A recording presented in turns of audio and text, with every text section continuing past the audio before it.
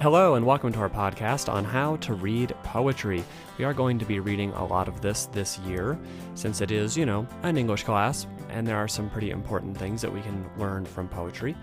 Unfortunately, I think poetry often gets a bad rap, and that people, once they hear that word, kind of tune out and think that it's all sort of goofball, mushy, rhymey, has to deal with love, why can't they just say what they mean kind of writing.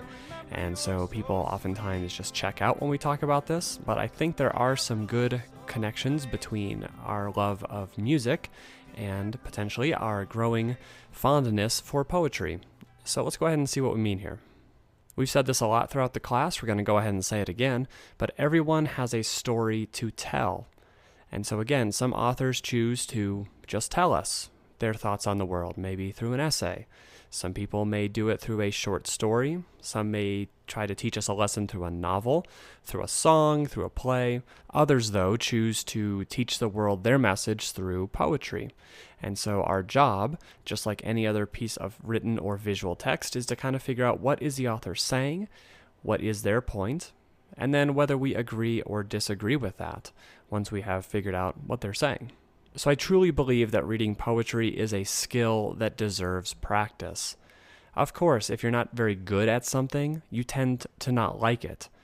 But many of us have passions and excitements, and we choose to do sports or activities, musical things, acting things, and the first time we did them, we weren't very good. But as we have continued to practice, we have gotten better and better at them to the point where they become second nature. We don't think so much about the mechanics of shooting a basketball, we just do it. I think reading poetry is very similar to this, and that at first, it's very difficult. It's challenging because we're missing the practiced part. And so just like any other skill, we are going to need to practice this. We are going to repeat it. We're going to try and start on easier scenarios and then work our way up to more difficult ones, poems that may require a little bit more interpretation. And so just like any skill and activity, sport, whatever, reading poetry is a skill that can be practiced and learned. One thing I will push you guys to do is to read poetry with what I call a 3-read system. There's no secret code here, but we're going to read each poem 3 times. But the better we get at reading them, the better we get at interpreting them, the better we get at seeing the nuances, those numbers of reads may decrease. So in this system, 3 reads is a good number for us to try and get the things that we'll look at in the next slide. But as we get better, we can certainly read them fewer times if we are making each read a little bit more efficient. So here's what I suggest we do for each of our reads. So our first read is going to be just to get an overview of the poem. What's the general impression we are left with? Happy? Sad? Confusing? What's its topic? Nature? Love? What are they writing about? Our only job at this point is to just give it a once-over, try and get an overview of what we're reading. So the second time we read a poem, we're going to be looking for more details. We're going to be looking at what we can observe in terms of the literary elements that the author might have included. We're going to look at the rhyme scheme, see if we can pick up a rhythm, try to look at similes, metaphors, allusions, puns, assonance, consonants, and these are all literary terms we will teach you or have taught you already, but we're trying to just identify what do we see here. From there, we can then move on to our third read, which is the hardest one, but after a couple rounds of practice, we'll get better at this. That third read is to really figure out, well, so what? So I observe that this poem is about a tree, and I observe that they are rhyming every other line, and I observe that they're using a simile. Oh, and here they're using imagery, and here they're using a pun. Great. Now I need to take all of those puzzle pieces and put them together and come up with my interpretation of this. This is the so what, and this is the part that really freaks people out, because oftentimes there isn't just one right answer here. Many interpretations of poems can be valid. We're looking for the one answer, the one that's in the back of the book. We may not be finding it. But this is what the heart of poetry is. The author is giving us their opinion on life, their opinion on something, but they're not just coming out and saying it. They are hinting at it. They're giving us a bunch of pieces, and we need to connect the dots. So this is where we need to spend a majority of our time when we're reading these poems. We've observed the topic, we've observed the lit terms, now we need to spend some brain time and go, well, what do they mean? What are the patterns we've seen before in literature when things are compared to an evil snake or to a flowering tree? Do those things apply here? If not, what's the author trying to say there? So this is where we need to spend our time, moving to that interpretive level and trying to figure out what is the poet saying? What is the poet trying to teach us?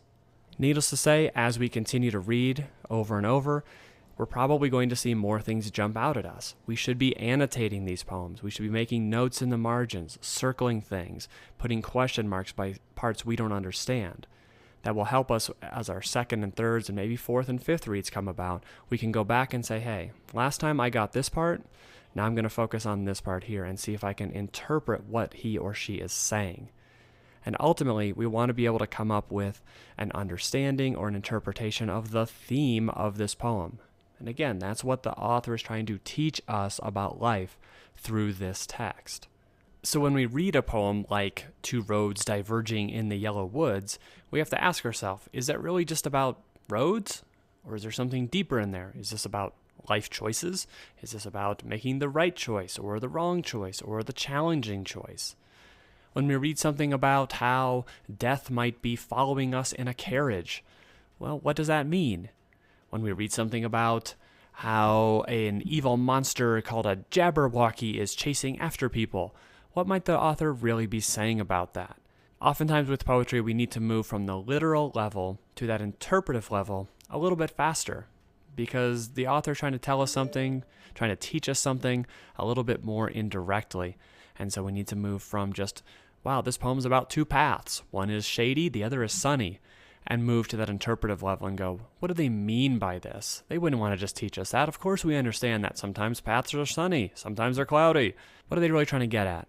And so we need to put our brains to work, pull upon all that background knowledge we continue to accumulate, and try and put all those pieces together so that we can kind of figure out a basic meaning of this poem, a basic interpretation of this, and how this relates to us as readers.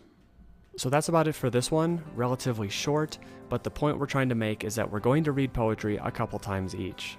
First time for overview, what's our general impression?